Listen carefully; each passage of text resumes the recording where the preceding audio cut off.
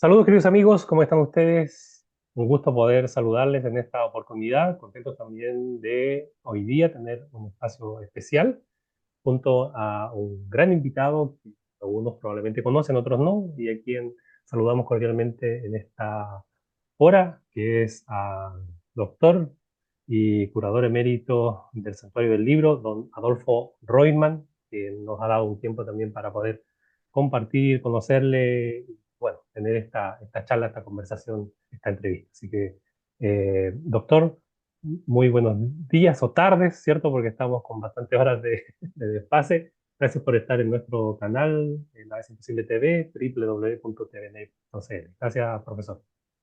Gracias, Luis, y un gusto estar en contacto contigo y por tu intermedio con tu público. Mm. Sí, el tiempo es oro, como dicen siempre. Vamos a andar, ojalá, cubrir lo que más podamos en esta jornada. De partida, preguntar quién es Adolfo Reutemann para nuestro público, que la mayoría probablemente no le conoce, porque ya dijimos que es doctor y curador emérito de Santuario del Libro. ¿Qué es un curador, cierto? ¿De dónde procede y dónde está hoy día? ¿No? Mi origen es argentino. En Argentina, en su momento, yo terminé mis estudios de antropología, mi licenciatura en la Universidad de Buenos Aires y un profesorado en historia. Y luego emigré a Israel en 1980, y ahí terminé mi maestría en religiones comparadas y mi doctorado en literatura y pensamiento antiguos de Israel. Y desde el año 1994 hasta este año, 2024, serví por 30 años como curador de los rollos del Mar Muerto y director de Santuario del Libro en el Museo de Israel en Jerusalén, en donde están en exhibición los famosísimos primeros manuscritos del Mar Muerto, hallados en 1947 por los beduinos, que representaron ciertamente una verdadera revolución intelectual en todo lo que tiene que ver con los estudios bíblicos y en general el conocimiento de la religión de Israel en la época antigua. Mm. ¿Qué es un curador, doctor? Porque nosotros leemos esa palabra y acá en Chile obviamente se piensa en otra cosa. Bueno, como el término lo dice, el curador es responsable de curar o proteger algo. Y en este sentido, es responsable de una colección. Es decir, estos famosísimos manuscritos del Mar Muerto, que como dije representan una de las mayores revoluciones intelectuales del siglo XX. Para muchos es el descubrimiento arqueológico más importante del siglo XX. Y como parte de ese trabajo, eh, eh, yo tenía como obligación no solamente establecer la política de preservación, es decir, no me ocupaba físicamente del tratamiento, eso hace los expertos de laboratorio, pero la persona como curador es responsable de la política, de la estrategia a adoptar para su preservación, también en todo lo que tiene que ver con la exhibición, difusión, enseñanza de los contenidos de esos manuscritos. Y por eso a lo largo de los años instalé exhibiciones, publiqué libros, artículos, y me encargué muchísimo en la difusión de los contenidos, sea por medio de la prensa, por medio de los viajes, de los cursos, y de esta manera darle al público, compartir con ellos ese tesoro intelectual que son los manuscritos del Mar Muerto.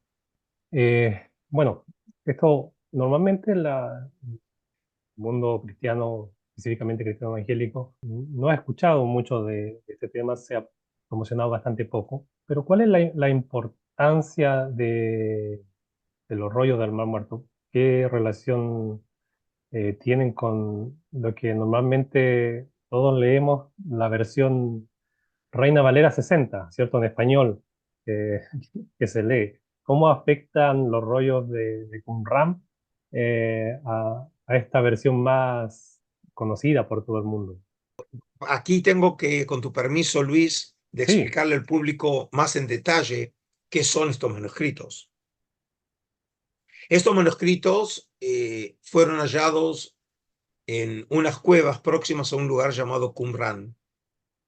Qumran se encuentra localizado en la costa noroccidental del Mar Muerto, aproximadamente a unos 40 kilómetros al este de Jerusalén. Y entre 1947 y 1956, en esas 11 cuevas próximas a estos edificios, se hallaron aproximadamente unos 25.000 fragmentos de manuscritos, Wow. que cuando fueron reconstruidos por los investigadores allá por la década del 50 del siglo pasado, el resultado es que hoy tenemos en nuestras manos aproximadamente unos 1.000 manuscritos, la mayoría de ellos muy fragmentados y en pocos casos, por ahí una decena de manuscritos en un estado relativamente bueno de preservación. Hay que tener en cuenta que estamos hablando de materiales muy antiguos. Los Ujú. más antiguos son del siglo III antes de nuestra era, es decir, de hace unos 2300 años, y los más recientes del siglo I de nuestra era, es decir, aproximadamente tenemos unos 300 años de manuscritos. La mayoría de ellos están escritos en cuero de animal, en pergamino, y tenemos una minoría en papiro.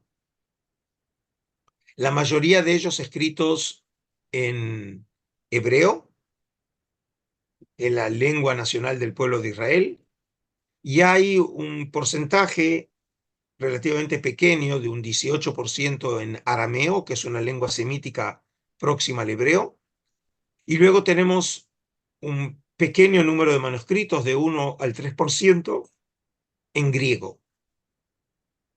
Ahora, ¿cuál es el contenido de estos materiales? La fama mundial de estos manuscritos se debe a que entre esos 1.000 manuscritos, aproximadamente un poco más de 200, es decir, un cuarto de esos manuscritos, son las copias de la Biblia hebrea, de los libros de la Biblia hebrea más antiguas del mundo, las copias físicas. Ujú. Cuando vos hablas de una Biblia que los seguidores de este canal leen en sus casas, en sus lecturas privadas o en lo del pastor en la iglesia, son Biblias impresas o a lo sumo versiones electrónicas. Y nosotros estamos hablando ahora de manuscritos, es decir, de los testimonios físicos de esos libros de la Biblia hebrea más antiguos del mundo. Y tenemos entre esas copias eh, varias copias de un mismo libro bíblico y en otros casos ninguna. Por ejemplo, no tenemos copias del libro de Esther y tampoco del libro de Nehemías. Ok. Sí tenemos 3 fragmentos del libro de Esdras, y el libro de Esdras Nehemías era un solo libro en la antigüedad. Y como dije, tenemos varias copias de un mismo libro. Del libro de Salmos tenemos 36 copias, del libro del Deuteronomio tenemos 30 copias, y el profeta más popular entre los rollos del Mar Muerto es el profeta Isaías, el gran profeta de Israel, del cual Claro. encontramos 21 copias. Ahora, de todas estas copias, solo una es una copia completa, la conocida como el manuscrito A de la cueva número 1, que es un documento, es el segundo más extenso hallado en Qumrán, tiene una extensión de 7 metros 34 centímetros, y esta pieza contiene los 66 capítulos del libro de Isaías, eh, en, eh, en su orden masorético, Ok. ¿ok? Y además de eso, de estos documentos que dijimos son textos bíblicos, encontramos también en Qumrán eh, obras que nosotros, eh, los judíos o los protestantes, los consideran como libros apócrifos. Los católicos los consideran como deuterocanónicos o libros sagrados, como por ejemplo libro de Tobit, que Tobías en antes, español. perdón, Tobías sería en español. sí, Ujú. que lo conocíamos en griego o en traducciones a partir del griego, y en Qumrán encontramos 5 manuscritos de esta obra, 4 en arameo y uno en hebreo.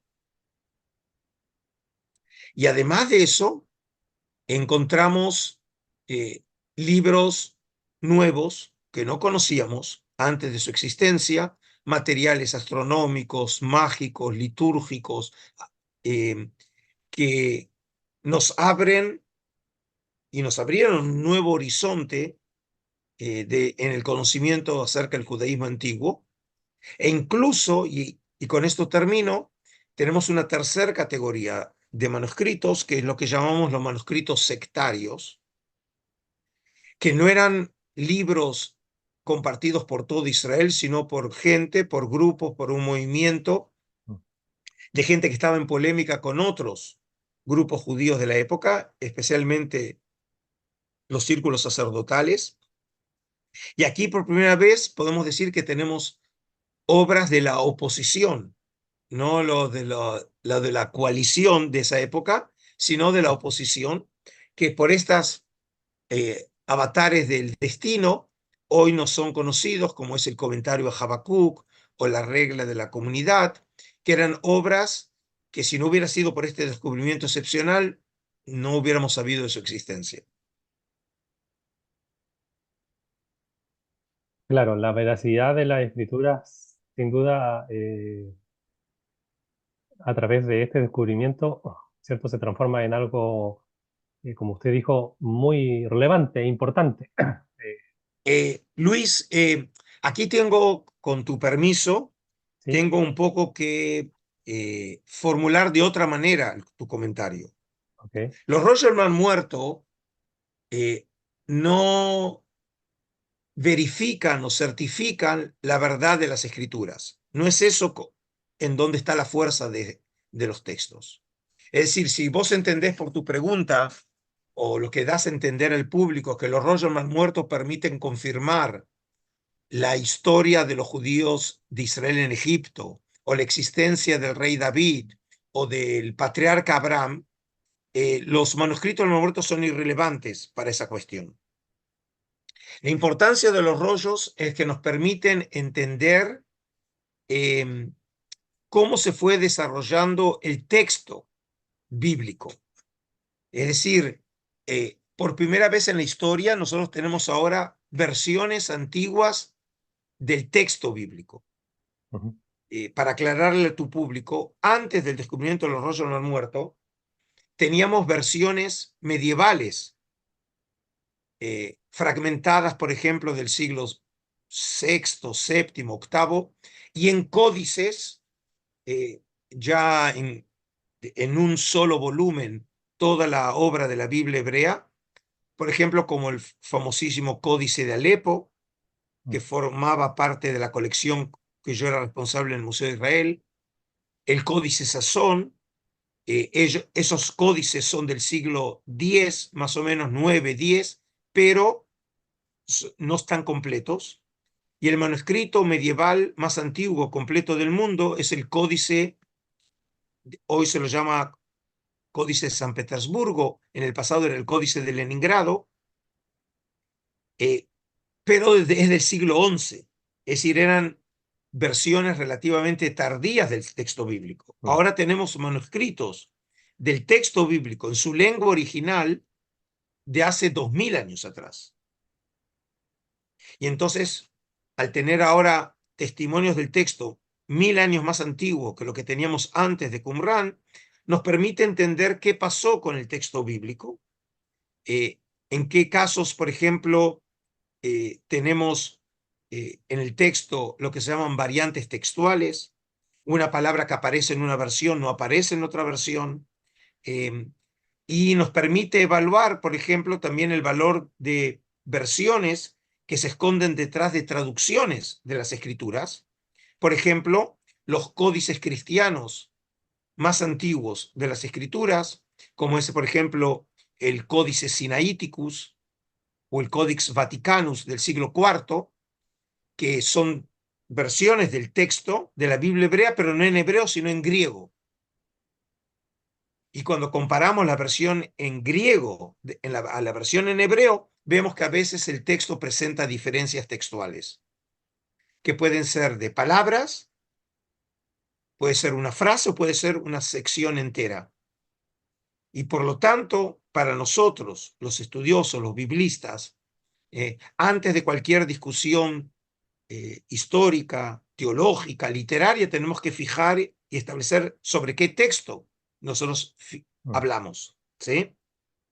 Y por eso la importancia fundamental que tiene los rollos del muerto en lo que tiene que ver con los materiales bíblicos para entender la historia del texto bíblico. Normalmente nosotros estamos bien alejados de la academia, por eso es importante la labor que usted, bueno, no solamente realizó, sino que hoy día sigue realizando, porque independiente de que ya, ¿cierto?, no está a cargo del Santuario del Libro, lugar que quisimos visitar, ¿cierto?, hace poquito, pero estaba cerrado por el tema de la guerra y nos encontramos con la puerta, ¿cierto?, clausura, tuvimos que seguir. Eh, pero bueno, será para otra oportunidad, ya cuando, si Dios permite, volvamos a Israel. ¿Qué lo motivó a usted involucrarse en el estudio de las escrituras a este nivel? ¿Cierto? Cuando toma la decisión al principio, ¿cierto? Eh, de los estudios que realizó. ¿Sí? ¿Por qué toma esa decisión y no se dedicó, no sé, a la medicina, ¿cierto? O a cualquier otra profesión. Bueno, en realidad me devolvés en el tiempo a muchas décadas atrás. Desde siempre fui un enamorado del, de la historia, de la arqueología y del estudio del mundo antiguo. ¿Y me seguís viendo? Sí, sí, sí, la sigo viendo. Sí, Ah, porque un yo pequeño perdí, detalle. tu imagen no aparece. Sí, no tengo un pequeño detalle, pero aquí está. Ok, entonces, eh, y como dije, siempre me gustó la historia, la arqueología, em, y especialmente realmente el estudio de las escrituras, ¿sí? Por ser realmente un texto eh, obviamente fascinante, ¿no? Por su profundidad. Em, y cuando yo terminé mis estudios de secundaria en Buenos Aires, mi primera intención era dedicarme a la arqueología. Y en esa época, arqueología no era una carrera independiente, sino formaba parte de una especialidad dentro de la carrera de antropología, junto con etnografía, lo que podemos llamar el estudio de pueblos primitivos, y folclore. Y cuando empecé a estudiar mi licenciatura en arqueología, descubrí el mundo de la etnografía, el estudio de los pueblos primitivos, empecé a leer sobre el mito, sobre los rituales, sobre la magia, y la verdad que caí cautivado por esos temas. Y además, lo que me interesó muchísimo fue que con esta nueva perspectiva de estudio, me permitía entender de una manera diferente el antiguo Israel, el mundo de la Biblia, ¿sí? Es decir, era una, una nueva aproximación al- a los estudios que yo tenía sobre esos temas dentro de los marcos de la educación judía, porque yo pasé todos los niveles de educación judía en la comunidad de Buenos Aires. Y por primera vez yo llegué a Israel en 1977 y ahí descubrí que se estudiaba religiones comparadas en la Universidad Hebrea de Jerusalén y vi que esa era la gran oportunidad para mí y por eso cuando terminé mis estudios de antropología decido emigrar a Israel para estudiar precisamente religiones comparadas que me permitiera eh, adentrarme en esta nueva perspectiva del estudio del fenómeno religioso, ¿sí? Eh, que es muy diferente a, por ejemplo, aquellos que estudian teología. Claro, Aquellos que estudian teología lo hacen desde la doctrina, dentro de los marcos del magisterio de la iglesia, ¿sí? Mientras que los estudiosos de religiones comparadas lo hacen desde la perspectiva de las ciencias humanas, de las ciencias sociales, con una lectura histórica, crítica, o utilizando otros recursos como la antropología, la sociología, la psicología del fenómeno religioso, pero no es desde el magisterio de la iglesia, ¿sí? O desde la autoridad de la tradición, porque podría ser también desde un marco judío, tradicional, ortodoxo. Y ahí fue donde, bueno, yo me especialicé específicamente en religiones primitivas y cristianismo antiguo, y, y de ahí terminé escribiendo mi doctorado sobre uno de los libros de la literatura apócrifa judía, digamos, apócrifa para judíos y protestantes, como es el libro de Judith o Judith. em, Y, y mi sueño para esos años era ser profesor universitario, porque ujú, obviamente en estos temas, ¿qué se puede ser si no es investigador, no? claro. Y, y bueno, y sucedió como esas cosas que siempre en la vida da sorpresas, ¿no? Como el famoso dicho, el hombre propone y Dios dispone. Uno de los jueces de mi tesis doctoral me llamó avisándome que estaban buscando un nuevo curador porque el antiguo curador se jubilaba.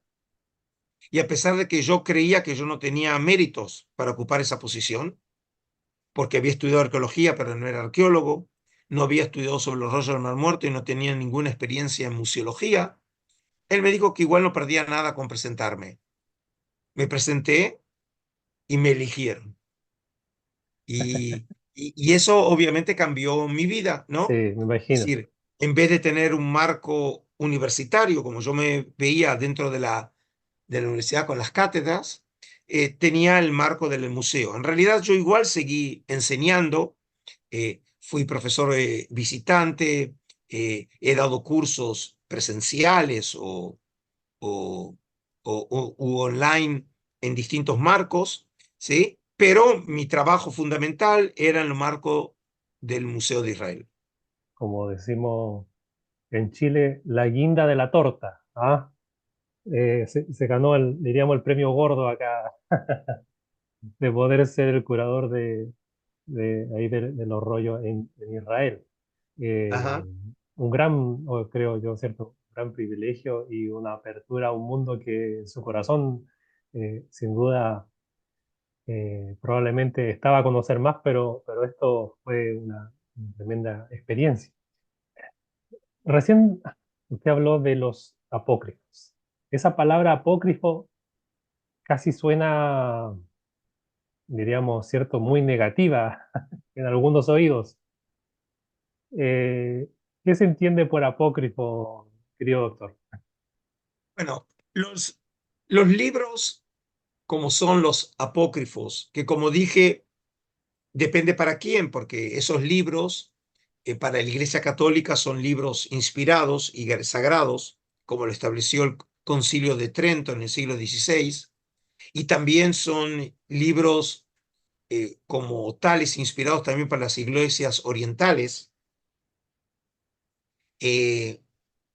eh, y además de eso tenemos otra categoría de libros que son los pseudoepigráficos, también otras Ujú. obras que en este caso eh, son en general eh, considerados fuera del canon. Son obras que no forman parte del canon sagrado, sea el de los judíos en la Biblia hebrea o sea para los cristianos, ¿sí? Como Ujú. dije, depende de las denominaciones. Es decir, son libros que quedaron marginados por la tradición.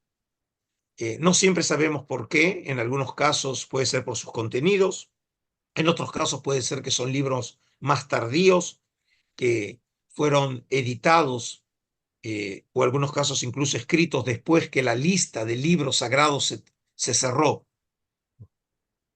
Y obviamente las tradiciones religiosas, sea la judía o la cristiana, eh, con el propósito de formar a su grey, eh, lo que hacía era eh, mantener, en este caso, la disciplina religiosa y las enseñanzas dentro de los marcos del canon establecido por la tradición, es decir, los libros que eran considerados los sagrados por la tradición. Y los otros libros fueron dejados de lado, en algunos casos porque se sospechaban que podían tener ideas o, Mm. o nociones o creencias que podían oponerse, ¿no?, a las de la tradición central, transmitidas precisamente por las colecciones sagradas. Y entonces esos libros no formaban parte del currículum de estudio de un monje. El sacerdote párroco eh, no predicaba sobre esos libros en las iglesias y entonces quedaron fuera de, digamos, de la transmisión normal Mm. de los libros sagrados dentro de una perspectiva tradicional, ¿sí? Es decir, siempre hubo, de alguna manera, siempre un desconfianza por estos libros, ¿sí? Ahora, eso es desde el punto de vista de la tradición. Del punto de vista de la investigación, eh, la acción o la relación de la tradición hacia esos libros es irrelevante. Es decir, es importante para el estudio de la historia. ¿Qué ha pasado con esos libros en los marcos de la tradición judía o tradición cristiana? ¿Qué actitud tuvieron los judíos y los cristianos a lo largo del tiempo hacia esos libros? Pero lo que tiene que ver con la acción de los estudiosos, dado que lo que nosotros vemos en esos libros son documentos históricos o documentos del espíritu humano, en este Mm. caso del pueblo de Israel, y si hablamos de los cristianos, lo mismo. Lo que nos interesa es entender esos libros como los otros libros que son canónicos, eh, dentro de su marco histórico, social, religioso, político, económico, y los vemos como documentos de un valor no menos significativo que los libros que son sagrados para la Mm. tradición. Pero te dije, es una perspectiva no religiosa, no doctrinaria, Claro. en donde conceptos como textos revelados o libros sagrados no entran, en este caso, dentro de los códigos de estudiosos de religiones comparadas. Obviamente, tomamos en cuenta cómo lo, las comunidades consideran esos libros como un dato cultural, pero que no obliga para nada al investigador. A veces le digo a mis alumnos, para que entiendan, desde mi perspectiva, el valor del libro de Judith, que es apócrifo para los judíos, no es menor al libro de Esther, que es canónico, o que el Cantar de los Cantares o el libro de Salmos. Son todos hijos del Señor, son todos hijos de Israel, ¿sí? A pesar de que el estatus de esos libros es diferente para la tradición. Mm. Perfecto. Muy buena explicación respecto a lo que es apócrifo. Normalmente la cristiandad o el común, ¿cierto?, del pueblo creyente en Dios tiene mucha resistencia al entendimiento, ¿cierto?, a investigar, a estudiar. Se le dedica poco tiempo a eso. Y, y sin duda eso influye mucho, ¿cierto?, en las creencias particulares de cada uno y las denominaciones. Como dice ahí otro profesor, la educación elimina la manipulación, porque obviamente, incluso acá en Chile, a nivel de radio, eh, que es una radio muy conocida, ¿cierto? Tiene un eslogan que dice que el que no está informado no puede opinar, ¿ya? Tienen como ese eslogan ahí bien, bien marcado. Y la verdad, la información da poder, ¿cierto? Da una autoridad. de poder usarla bien o de mala forma. Quiero preguntar, ¿cierto?, de varios temas, pero por razones de tiempo obviamente no se puede hacer todo. Pero algún hecho relevante que usted en todos estos años de estudio, ¿cierto?, del trabajo que ha realizado, le ha llamado la atención o marcado, ¿cierto?, del trabajo que llevó desde el Santuario del Libro. En el año 2004 yo inauguré una exhibición sobre el Códice de Alepo, precisamente este manuscrito del siglo X, que es considerado el manuscrito de la Biblia hebrea con la versión masorética tradicional más perfecta en el mundo. Un manuscrito que, a pesar de llamarse de Alepo, Alepo es una ciudad en Siria, el manuscrito nació en la tierra de Israel en Tiberíades, en el siglo X. Y las Biblias que todos usamos hoy, en última instancia, derivan de una versión masorética. Y la versión que es considerada la más precisa en el mundo es esta, del siglo X. Y yo inauguré una exhibición contando la historia de este manuscrito en el año 2004. Y a fines de ese año recibí en el Santuario del Libro a uno de los grandes investigadores de los rollos del Mar Muerto, del cristianismo antiguo, del Nuevo Testamento, hoy profesor emérito del Seminario Teológico de Princeton, en los Estados Unidos, James Chatsworth. Y estamos hablando precisamente sobre eso, sobre manuscritos.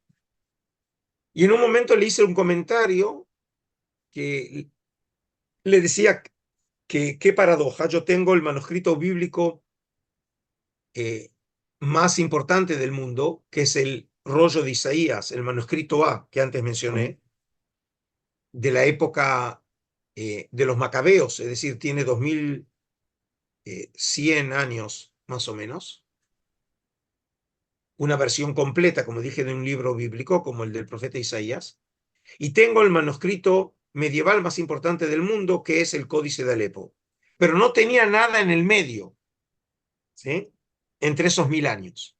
ujú. Ahora, eso sucedió porque sabemos que hay muy pocos manuscritos de la Biblia hebrea que han quedado del primer milenio. Es decir, tenemos los del Mar Muerto, tenemos de finales del primer milenio, pero tenemos relativamente pocos materiales en hebreo de esos años. Y entonces este profesor me mira y me dice, pero yo sé de uno de su existencia que vos no sabés. Y obviamente eso me intrigó mucho. Curiosidad.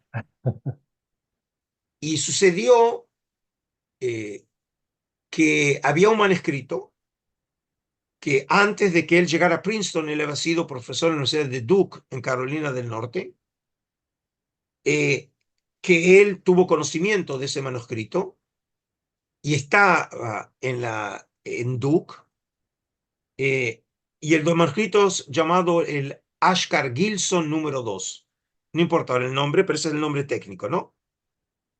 Y ese manuscrito es un manuscrito del siglo séptimo, siglo octavo antes de nuestra era, una sección del rollo de la Torá, el Pentateuco de Moisés que nosotros leemos en la sinagoga, pero rollo, no un códice, no un libro, Ujú, eh, con la versión más antigua de la versión masorética del Canto del Mar, que es Éxodo 15, una pieza litúrgica excepcional en los escritos bíblicos.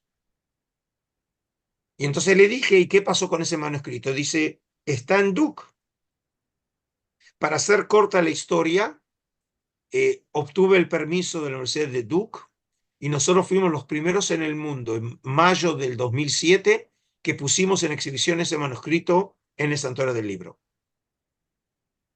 Eh, es decir, que en el mismo lugar donde estaba el rollo de Isaías, en el mismo lugar donde tenemos el, el Códice de Alepo, pude ujú. tener el privilegio de poner en exhibición por primera vez en el mundo esa sección de, El Canto del Mar, que como dije es más o menos siglo séptimo, siglo octavo, que es la versión masorética del canto del mar más antigua que conocemos en el mundo. Hasta ahora, no sabemos qué puede pasar en el futuro, pero hasta ahora lo es. Así que eso es parte de las sorpresas que uno a veces tiene en esta profesión. El entendimiento, ¿cierto? De muchas cosas que uno va adquiriendo en el tiempo y algunas confirmando, otras corrigiendo, ¿cierto? A medida que investiga, sin duda alimentan no solamente la mente, sino el espíritu, ¿cierto? Ajá. De todos aquellos que lo hacen. Eh, Nos quedan todavía algunos minutos. Profesor, bueno, eh, antes de seguir, usted hoy día tiene un canal de YouTube. Por favor, díganos cuál es, ¿cierto? Para que también puedan conocerlo. Sí, te agradezco, Luis, que menciones eso. Eh, Mira, cuando yo me retiré de mi posición como curador, eh, mis hijos de mi primer matrimonio, tengo tres, el mayor Emanuel me dijo, y papá, ¿y ahora cómo la gente va a establecer el contacto contigo? Hasta ahora era muy fácil, ¿no? Se ponía en contacto con el Santuario del Libro, con el Museo de Israel, pero ahora que no vas a Claro, estar en el museo, ¿cómo van a saber conectarte con vos? Dice, ¿por qué no abrís un canal de YouTube?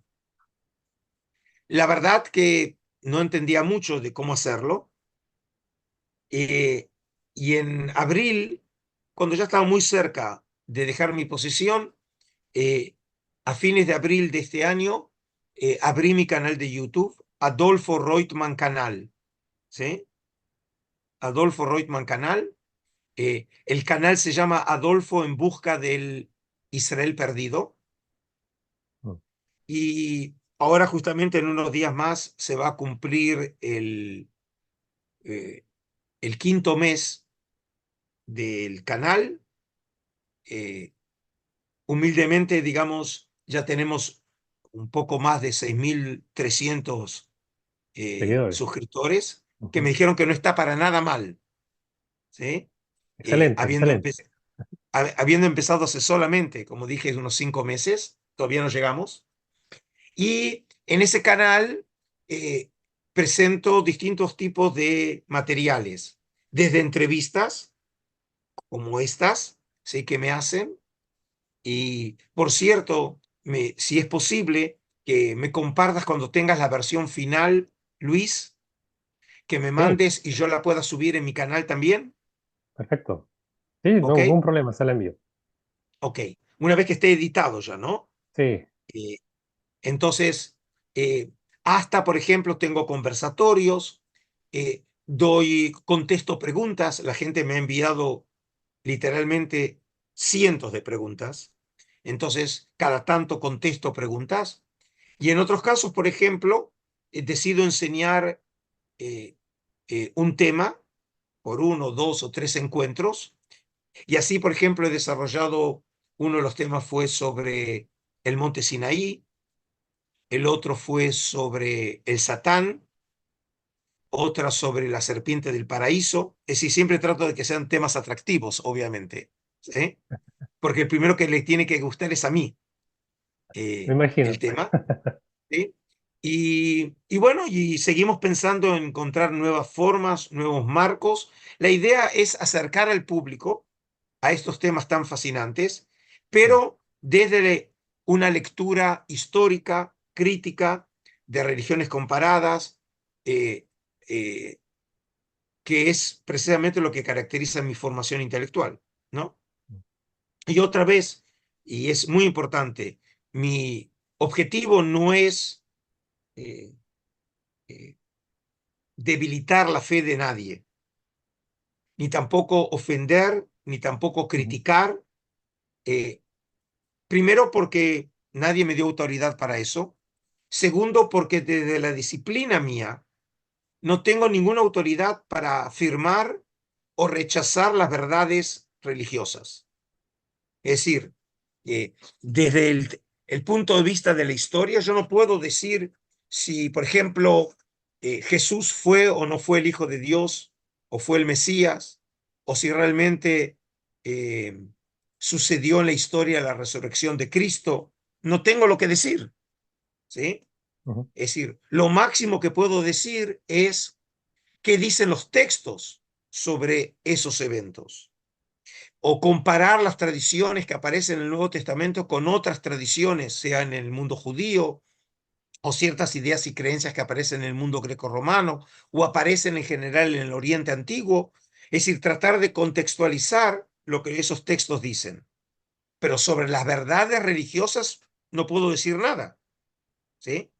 Eh, es decir, lo que trato en última instancia es permitirle a la gente entender de una manera, como dije, no doctrinaria, los temas bíblicos o temas religiosos, eh, otra vez tratándolos con la mejor seriedad que yo puedo comunicar o transmitirles desde el punto de vista de la ciencia, pero otra vez con todo el respeto que me merecen tantos aquellos que son creyentes como aquellos que son agnósticos, ¿sí?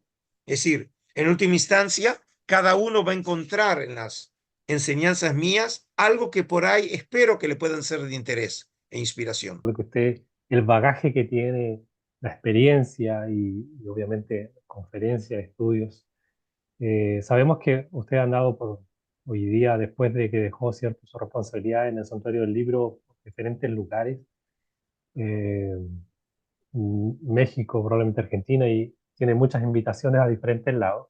¿Cómo es la percepción de las personas en estas diferentes naciones respecto a su trabajo, ¿cierto? ¿Cómo la gente lo recibe en las diferentes naciones? Luis, lo que te puedo decir es lo siguiente, realmente una de las bendiciones de mi trabajo son los viajes. Y la verdad que me ha permitido conocer no solamente de distintas tierras, sino también una enorme cantidad y muy diferente tipo de público.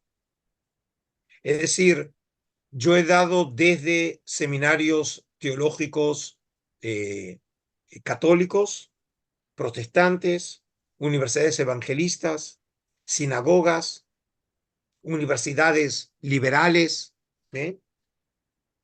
Tanto en América Latina como en los Estados Unidos, en el Canadá, en Europa, hasta incluso el extremo asiático, en Hong Kong y Taiwán.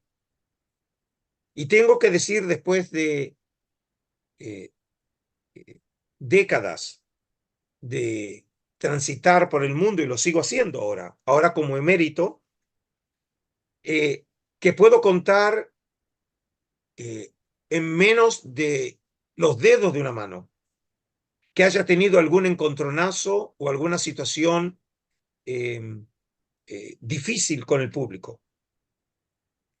Y eso es porque en última instancia creo que si tengo alguna virtud es haber encontrado eh, una manera de transmitir estos contenidos sin ofender a la gente.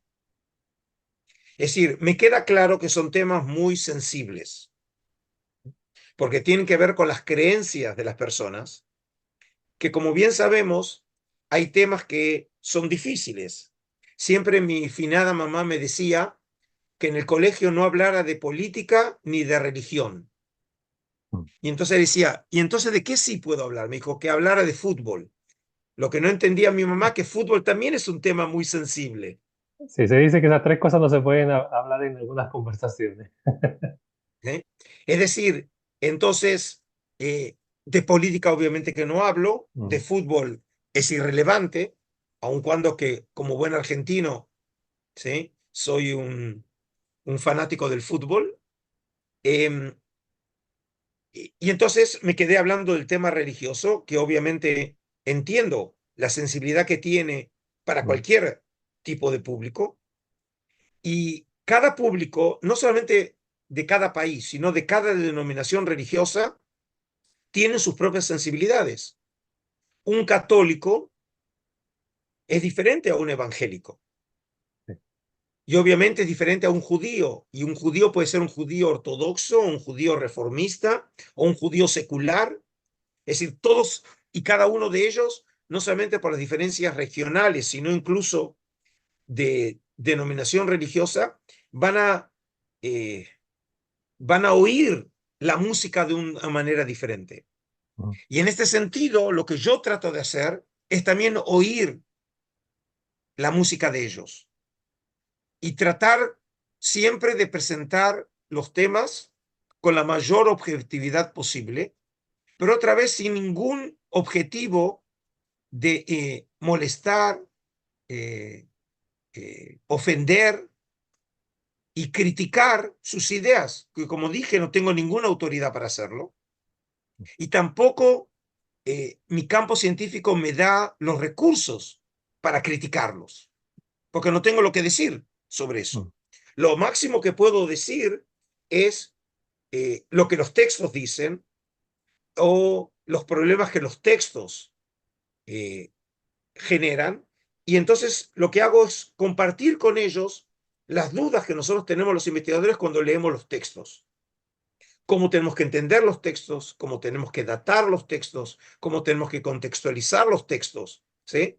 Y esa es una manera que muchas veces para el público le resulta novedosa, porque no es una manera que ellos estén acostumbrados a hacerlo. mm, Obviamente que no es la función del cura párroco o del pastor en la prédica eh, hacer un estudio textual o literario o arqueológico o histórico de los textos, sino fundamentalmente lo que ellos buscan es el mm, mensaje religioso de los textos.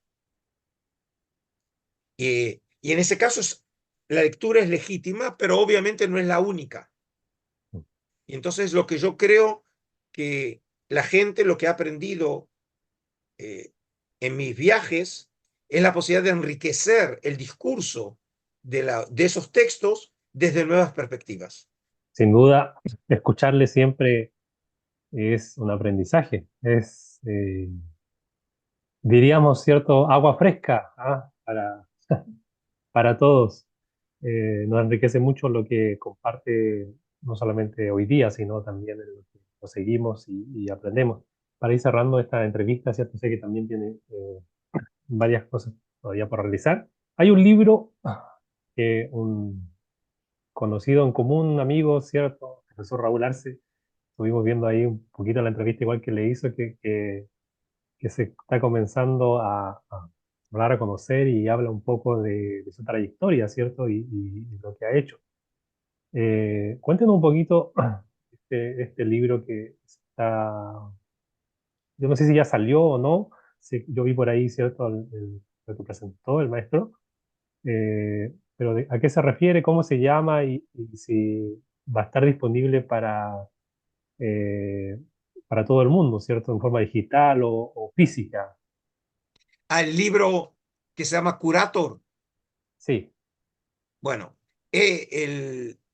Raúl, yo lo conocí en los marcos de la Escuela de Alejandría, tuvo la gentileza de invitarme él y el cuerpo de profesores, ¿no? A que diera en su momento varios de los cursos que he dado, el último recientemente precisamente sobre el libro de Enoch. Y, y cuando se enteró de mi próximo retiro del Santuario del Libro, él tenía miedo que la memoria de todo lo que yo hice durante 30 años se perdiera. Y entonces me ofreció como proyecto publicar lo que él llamó el legado mío como curador. Y por eso se llamó el libro que habrá de ser enviado a prensa en noviembre de este año y ya esperemos que podamos ya lanzarlo oficialmente para febrero del año 2025, Curator, el legado de Adolfo Reutemann. Y la idea de ese libro es un poco contar desde mi experiencia de vida las peripecias que me llevaron a mí a ser el curador de los rollos del Mar Muerto y después eh, contarle al público, compartir con el público varias facetas de mi función. La mía como curador, la mía como educador, la mía como difusor de los temas primero para entender la complejidad de mi trabajo, para dar a conocer muchas de las cosas que hice, que por ahí el público no conoce, y en última instancia ver y que quede testimonio de este tesoro que significa los rollos del Mar Muerto, de qué manera he tratado a lo largo de 30 años de transformarlo en un, un tesoro, ya no solamente del pueblo judío, sino de la humanidad. Y obviamente el hecho de que yo sea latino de origen hizo también que mucho de este legado haya sido muy bien visto por el público latinoamericano. ¿Sí? Em, y bueno, y como prueba de ello fue que ahora, hace unas semanas atrás, estuve en México como parte de mi gira, estuve en Costa Rica y en México, y en México me hicieron un homenaje en la ciudad de Tulum, en la Ribera Maya, ¿no? Ujú. Eh, Seguidores míos que querían participar de ese evento de celebración Mm, por mm. mi retiro después de Reconocimiento, 30. ¿Cómo? diríamos un reconocimiento.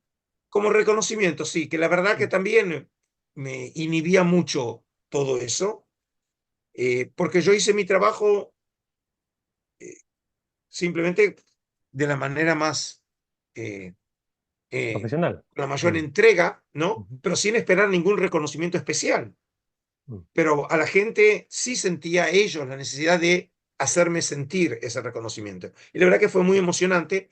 Y también en el libro va a haber una sección que va a hablar de ese evento mismo, que eso sucedió hace semanas atrás. Es decir, que Sí, el libro llega hasta el momento mismo en que va a salir la a, prensa. a, a la prensa y a la venta. Ujú. Perfecto. Bien, profesor. Quiero agradecerle su tiempo. Estamos junto al doctor, ¿cierto? Y curador emérito del Santuario del Libro, don Adolfo Royman, desde Israel, compartiendo en esta jornada a través del canal Nada es Imposible TV y www.tvnay.cl. Y si me Contento de poder permitís, tener. Dígame. si me permitís, solamente quiero terminar. Yo ya en el pasado, más de una vez, ya he ido a Chile eh, y probablemente regrese a Chile ¿Ok? en el próximo mes de agosto del 2025. El próximo año yo voy a ser profesor visitante en México, en el prestigioso Colegio de México y en Ujú, otras universidades de la Ciudad de México, pero también aprovechando que voy a estar en el continente americano, visitaré otros países, los Estados Unidos, eh, Costa Rica, probablemente el libro del cual hablamos se presente en la Feria Internacional del Libro de Costa Rica en julio, en El Salvador y eh, muy probablemente llegue a Sudamérica para distintos proyectos en Buenos Aires y aprovechando que voy a estar entre julio y agosto en, en Sudamérica, probablemente también en algunos países limítrofes como Brasil, Perú ujú. y Chile. Así que puede ser que Perfecto. incluso tengamos la posibilidad de encontrarnos, no como nos encontramos en el aeropuerto de Barajas en Madrid, Sí, sino haciendo temas del... encontrarnos en Chile. Perfecto, bueno, ahí vamos a estar en contacto, ¿cierto? Para poder encontrarnos, ¿cierto? Cuando vengan a nuestro país.